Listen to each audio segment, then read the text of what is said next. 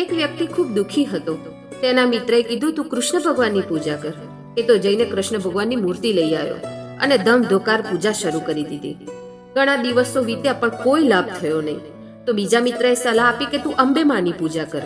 બીજા દિવસે વળી પાછું અંબેમાની મૂર્તિ લાવીને ઘરના મંદિરમાં મૂકી અને કૃષ્ણની મૂર્તિ ઉઠાવીને મંદિરના ઉપરના ભાગમાં મૂકી દીધી. પછી શરૂ કરી અંબેમાની પૂજા. કરી મજાની અગરબત્તી.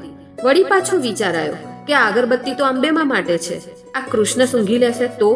વળી પાછો ઊભો થઈને એક કપડાથી કૃષ્ણનું મોં બાંધવા લાગ્યો અને ત્યાં જ કૃષ્ણ એનો હાથ પકડીને બોલ્યા, અરે ભાઈ, શ્વાસ તો લેવા દે.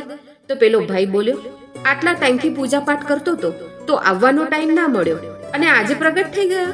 ત્યારે ભગવાને ખૂબ જોરદાર જવાબ આપ્યો, ભાઈ, અત્યાર સુધી તું મને મૂર્તિ સમજીને પૂજા કરતો હતો, પણ આજે તને એવો ભાવ થયો છે કે કૃષ્ણ શ્વાસ લે છે અને હું આવી ગયો.